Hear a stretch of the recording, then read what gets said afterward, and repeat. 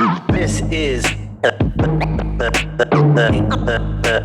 Inkpulp Podcast. This is the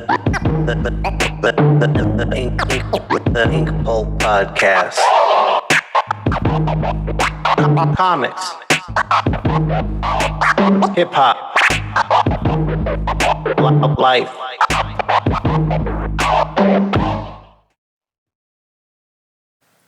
Welcome back to the Inkpulp Podcast. I'm your host, Sean Crystal.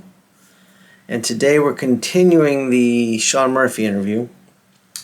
I think I had said before, I don't even remember at this point. We were shooting for maybe a 3-parter, but we ended up with 6. Sean had a lot of questions for me, took us down a whole bunch of avenues, and we explored them all. So we're splitting them up kind of based on the question. Today, Sean wanted to have a discussion with me on this writers versus artists topic. And I think Sean thought I had a different stance than I actually had. I don't like the idea of verses. I do think it's a privileged situation for writers right now, and artists are being taken advantage of. I don't blame the writers for this. It's a publisher problem. But this is a conversation we're going to have right now. So let's get into it. Peace. Welcome back to the Inkpulp Podcast. We're doing part 2 now with Sean Murphy. And Sean's got another question for me. Another bone to pick. Yeah, another bone to pick. And I've got a bone to pick with you.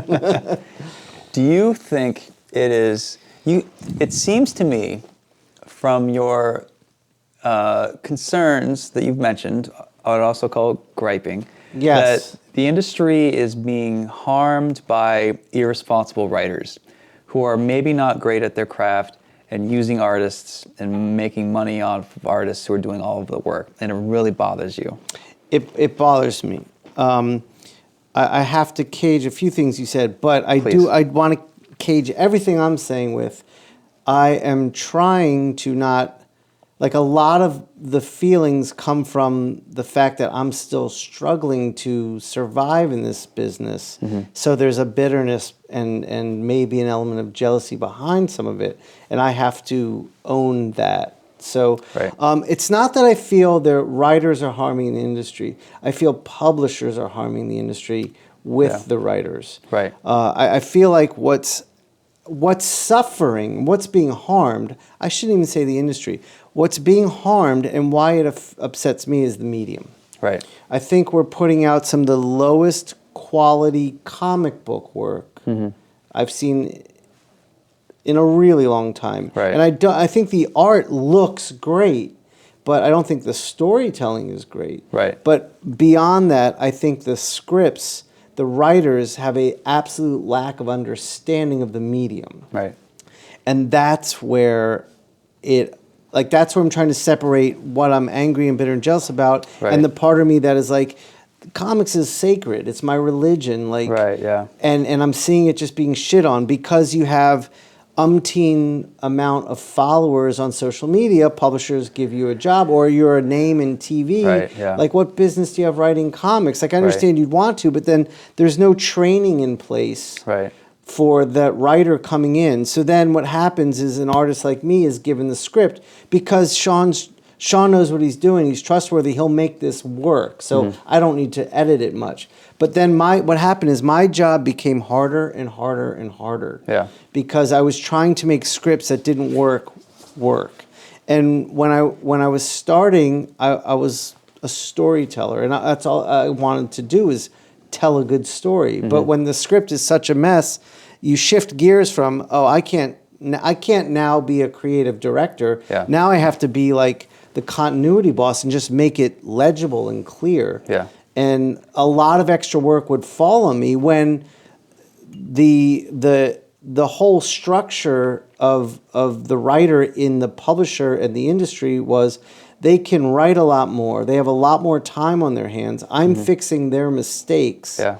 And they can spend all day on social media, be at a con every weekend, and they can propel their careers with rocket fuel. Right. While I'm stuck in the pit trying to make the shit they gave me work. Right, So, that's... And it took me getting a few scripts from brilliant writers, like David Lapham yeah. from Stray Bullets. Like getting a script with David's was like, oh my God, I can tell the story again. And it was like effortless. Yeah.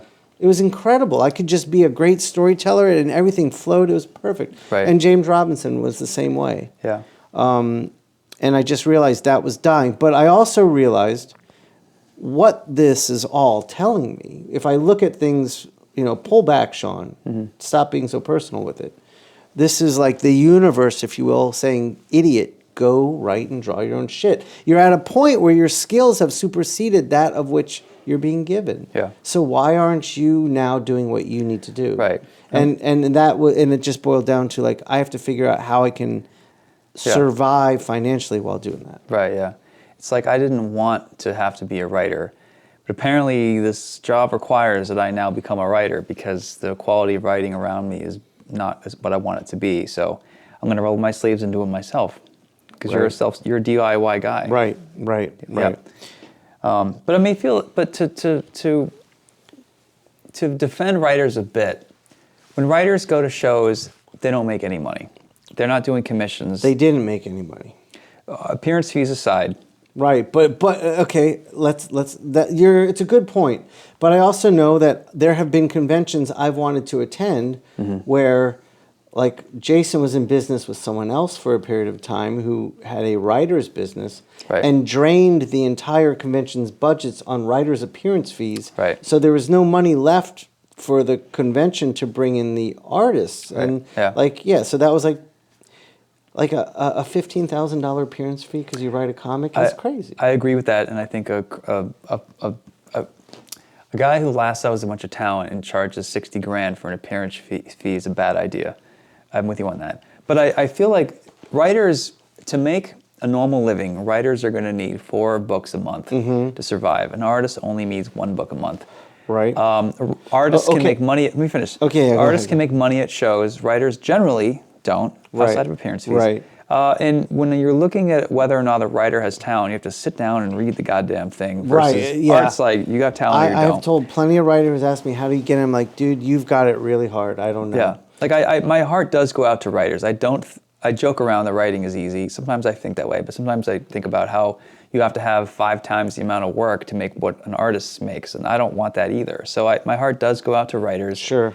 That's fair. But I don't deny that there's some unfairness that happens, especially when writers end up hogging the microphone on a book or being the spiritual... That was another thing that got me. But go ahead, being the spiritual... Well, my pushback on that is because I'm a writer and artist, like a lot of people who buy books, they like art, but they don't know how to verbalize art because they don't know art. Right. But everyone that buys books is kind of a writer. We all write emails, we write love letters, poetry, whatever. Right. Maybe not those things. Tell me about the poetry.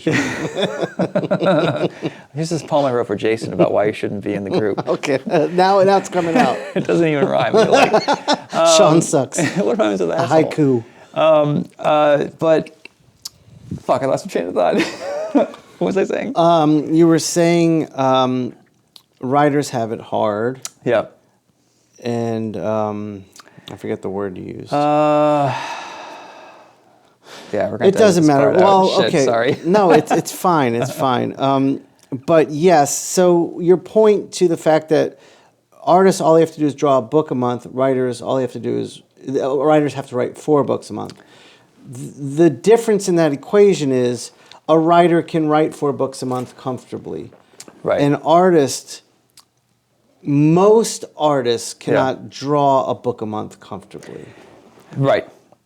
To go off of that, and the point I just forgot was when people come up to my table, they're able to talk about dialogue, characters, an idea, and story because most customers get that stuff. Right.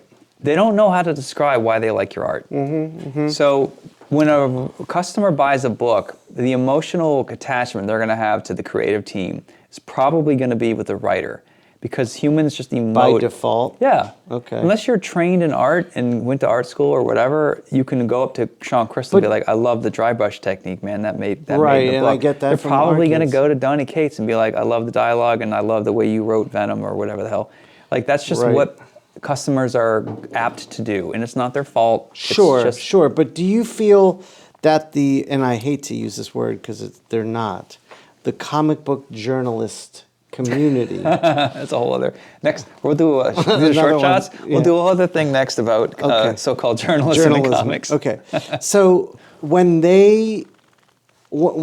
I can't even begin to express how many times they call a book the writer's book. Like so-and-so's X-Men or so-and-so's Spider-Man. It's like, it's not there. So is it what you said? Right. Is it the journalist creating a landscape and an atmosphere where that's how the thinking is, or is it both?